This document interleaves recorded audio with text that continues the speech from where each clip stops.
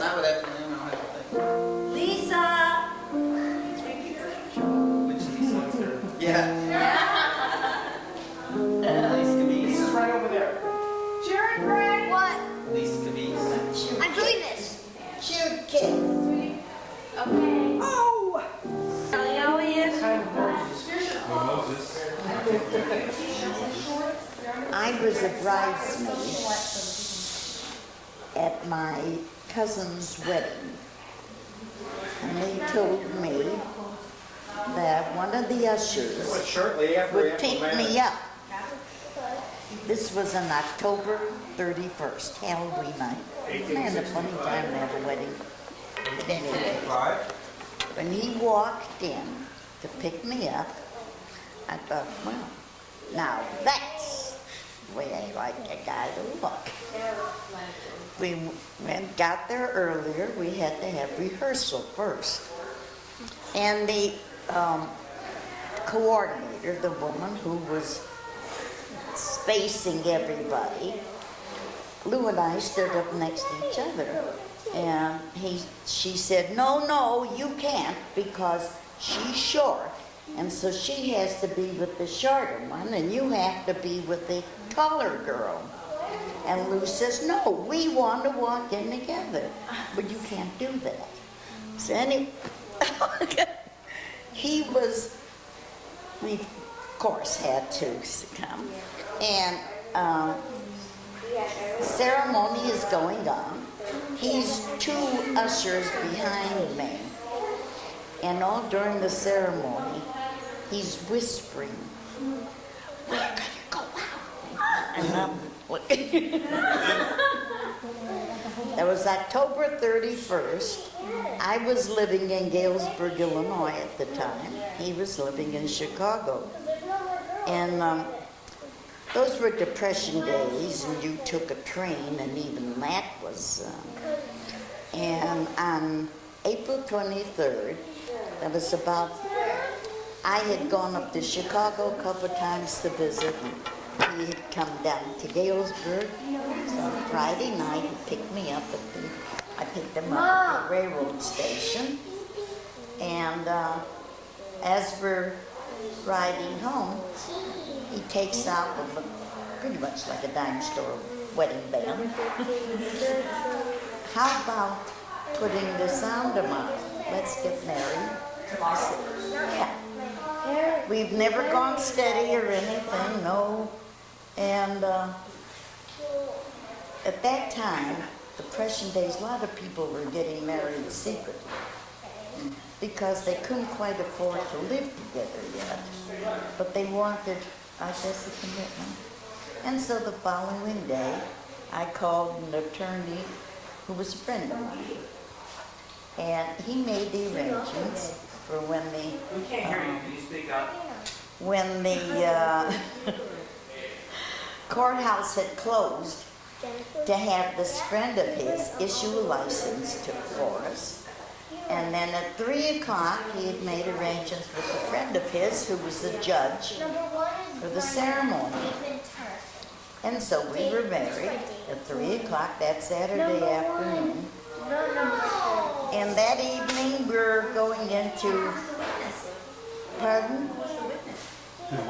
Oh, it was a witness. 2 of my friends were witnesses, and this young man who had arranged it. And that evening we walked into the restaurant on Main Street in a small town. We walked in for dinner. And as we walk in, we walk through the bar, and there's Casey, the town drunk, also the town reporter for the Galesburg News. And I said, Casey, when you go to the courthouse on Monday, please forget something that you see there. He said, don't worry, I'll take care of that. What I didn't know was that he had walked into the next room and my brother was there. And he walks over to my brother and he says, say, Ben, your sister got married today. Well, he figured he's drunk. He didn't pay any attention. Monday morning, my mother gets a telephone call. Meantime, Lou left Sunday, went back to Chicago. And well, sure, we were married secret. You didn't explain, We were not supposed you to. didn't explain why you were married by a justice of the peace instead of a rabbi. Oh, of course we were married by justice. And Monday morning, my mother gets a telephone call. Good morning, this is Miss So-and-so from the Galesburg News. We'd like some details about your daughter's wedding. And my mother said, my daughter's what? Well, my mother called my brother came home at lunchtime. He says, what's going on here? So that's how long it was a secret. And then my mother says to me, now, remember, you are not really married. You're married by a rabbi. So just remember that. You are not married. Wait a minute. What does she want you to be careful not to do? 3 guesses. I can't think So of one. when Lou came to Galesburg and he got a job selling insurance, and he was supposedly sleeping in my brother's room, and I was in my room. In the middle of the night. No. And one night I heard my mother get up and go to the bathroom, and I jumped out of the bed and was hiding behind the door. That's enough story. He came down to Galesburg to visit. I've been to Chicago a few times to visit. I missed the 5-month period. And the week before we got married, I'd been down at Iowa University for homecoming. Where? And when they found Iowa University, Iowa City? oh, I used to go there for all their dances. And I'd been there for homecoming. And when they found out I got married, I think a lot of people were.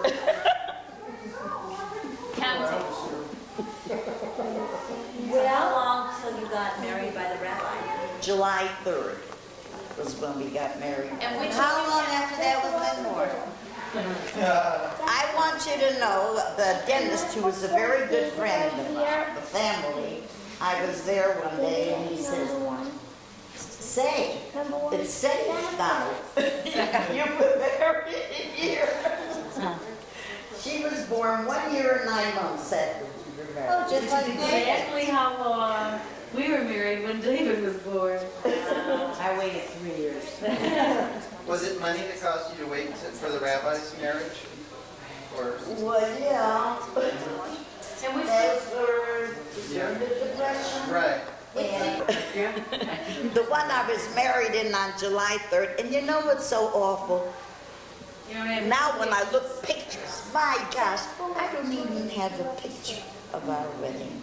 Not one. But Joan Crawford appeared in the movie, When did they and everybody, did you see that dress that Joan Crawford wore in that movie? Wasn't it gorgeous? So I copied it.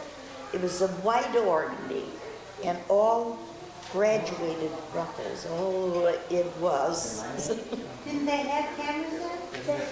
Who could afford a camera? You could afford a dress, but not a camera. I made it. And Edith was making clothes at age 12, right? Yeah. Yes, I started making clothes at age 12 because I was tired of wearing my sister's hand-me-downs. I wanted something of my own that started with me. Before mass production, that's when everybody made their own thing. This is for non-awareness sew. And then Is you that- wore it. Right, that's how I learned to sew. I cut out of newspaper. I cut my own You pattern. mean there were newspapers then? Big cartons. Yeah. But wait, Nana, that's the real Nana. Remember that? The real Nana left. You're the fake one. Right. It's the real Nana. She knits, she You know sews, the cook she here? This one doesn't do any of that. So, you know, I'm so regret not having a single picture of our wedding. Did you have an anniversary celebration after the wedding then? I mean, a marriage celebration? We were married in the Lou's house, at his parents' home. And there was just my family and immediate. And, pardon? How did your parents feel about it? My dad had died when I was just 7 or 8 years old. So, It was the first recorded case of Don't feel diabetes. bad now. It sounds much like my wedding. yeah, oh yeah, just like your wedding, that Hollywood production. Pardon? How did your mom feel about it? Where are they going? She liked them, accepted it. I don't know. You're not allowed to There was really no, why you do it, and so on. Oh, I get this one. I would imagine she might be mad at her love. Pardon? I would imagine her being mad at her love. Not you, her. My mother, madly in love with, well, she hardly really knew very little of it. It wasn't until we lived together there, in my mother's home, we lived there. Lynn was born while we were still living with my mother and brother and my sister Evelyn. About your poppy, who provided to you after your father died? My brothers were, How old were they? well, they were very young. I think 18. Well, you forget that my mother had the 2 boys in Russia. And then my father, when it looked like he was going to have to go in, you know, I don't think, maybe they were 18 and 20. Well, but if you were 7, that's quite a bit older. And she married an older man.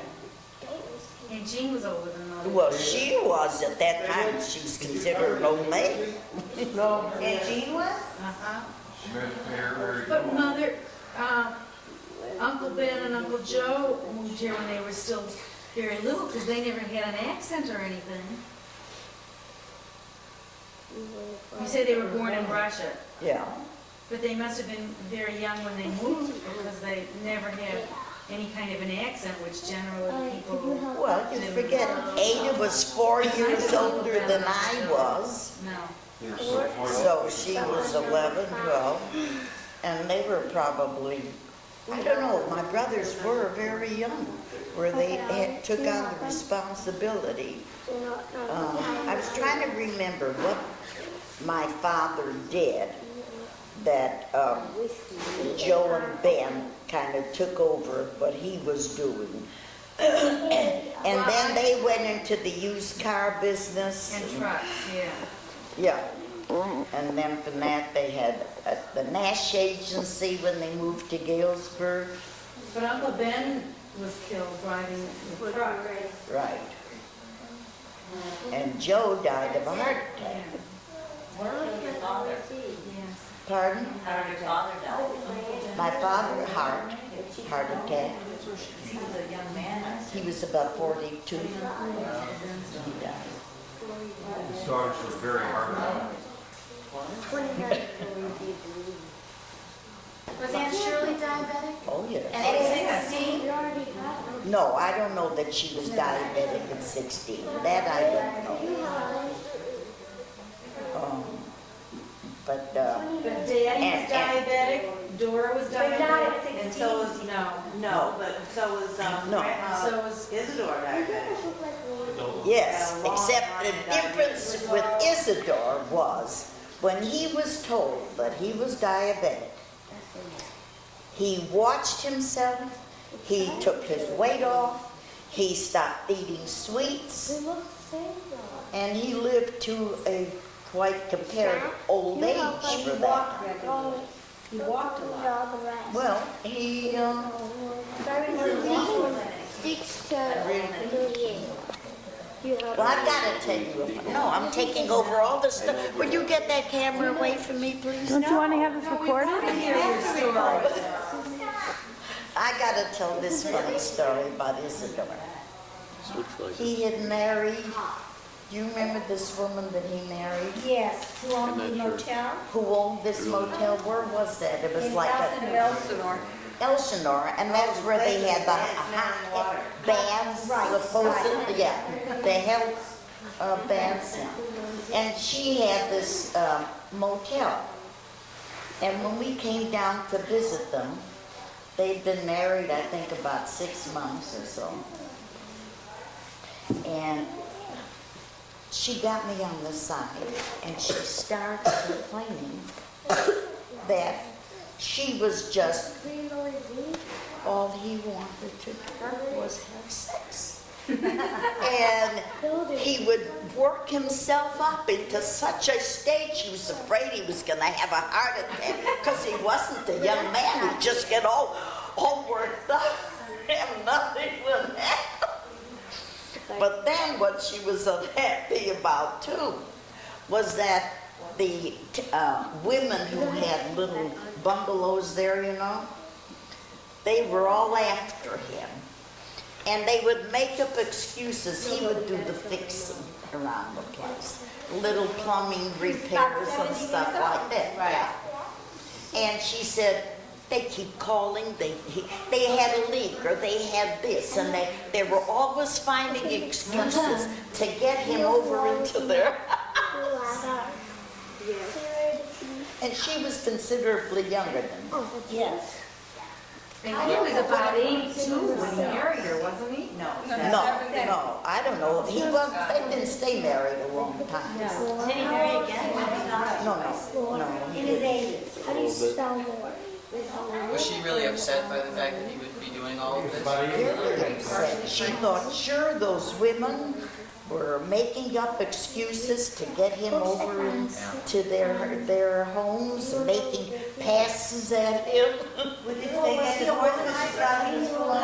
Was he a womanizer in his youth? No, not that I know of. Yes. He was? Well, I think so. Well, I don't know. You're lucky. I have no evidence. What about Isadora and Dora? What was their marriage Stop like? cheating. The typical marriage of the day. No. No, I must say one thing more about him. That generation, they never openly showed affection. There is no such thing as walking by your wife and kissing her or hugging her. And he always did that. And the first time I saw that, I thought, gee whiz. But of course, Lou was that way too. In fact, one of my friends used to, even at the end, I used to call him a sex maniac. Eric Salm. But it was the first time I had seen of that generation where they obviously showed affection. He was a very affectionate man. Annie, what was Dora like? Or 28. What was she like? She was a very even-natured, typical housewife. How's that, Sarah? Lori Z. Her one big interest was food, Kevin? Cooking it, or? Find it. cooking it and eating it. I'll never forget walking in there one day and she said, oh, she just had the most wonderful lunch. A whole loaf of fresh rye bread with something or other, I don't even remember. I said, how could you do that? You're not supposed to do that. A whole loaf of bread. It helps you how to smell warm. Oh, and she was just smacking her lips. Oh, such a wonderful lunch. How do you know Then what she was number quite they a- are? Well, did she die from diabetes? No. She died of a heart failure. They correlate well, unfortunately. What about Claire? What are your memories of Claire? About who? And Claire, grandmother Claire. Depends on who. Well, she was the very His mother, Serena's mother. impractical. She was working for These Max sisters. Factor. Max Factor. She had a very responsible position with Max How Factor. do you know what number? And when Lynn was born, and as I say, it was depression, and every dollar counted. and you only bought what you absolutely had to have. And what did she buy Lynn when she was born? One of these very, very fancy Christening gown? christening gown. Christening gown? She needed a nice warm snowsuit or something like that, and she bought her this very beautiful christening gown. Did she have the money to burn it all because of her job? I mean, did she have a better income or? Oh, yes.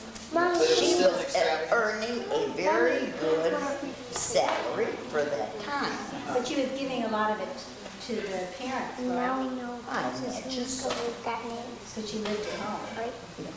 I got the pen. Did she continue that job after she married Uncle? What? No. I thought she continued Lisa, manufacturer after give me she a was copy. married Uncle Morris. Copy? Did Claire stay working for Max Factor? I don't think so. What else do you remember about her? I think somebody else ought to take Do you over. know why Claire went to college in that time?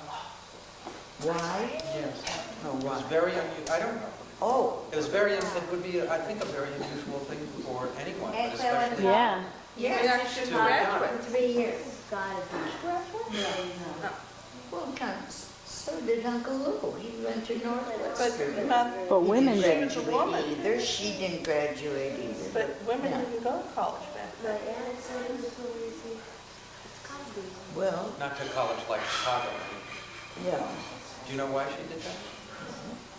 Was there anyone else? Lou did go to college. Was there anyone in the preceding generation who had been to college? Was that a tradition, or was it something that she and Lou were the first in the family to go to college? What about Aunt Shirley? Did she go to college? I think she did. I really don't think she did. No, I've never heard that she did. I remember your mother as being a very glamorous, ambitious, when she had She a was career. the career woman. Right, she At was the that career time, woman. you know, that was, And that was an unusual position at that time in history. And, you know, I've told you before, I kind of felt like she was my Auntie Mame. yeah. But I remember you always used to say, every time you went over there, she was in her house coat. She never seemed to get dressed, you always used to say. Way back then. She was always in her house robe. Interesting. Then before we were Sad born. woman. That was when you were living on Morris Avenue. Gee, I didn't realize it. I mean, that was something I thought associated with later when she was more depressed. house coat. And barefoot. That's what I remember. Bed, actually. Used to fight all the time. And I don't remember if you left at 9, then certainly Andy and Karen were already born. And yet I don't remember them at all. Well, Karen was only 1 year old. We used to call Karen the crybaby. She would cry for everything and anything. Like Amy. Not a whiny cry. Karen. Karen. Let the record show. Yeah, let the record show it was not Andy. No, Karen went to Andy was Jessica. very quiet.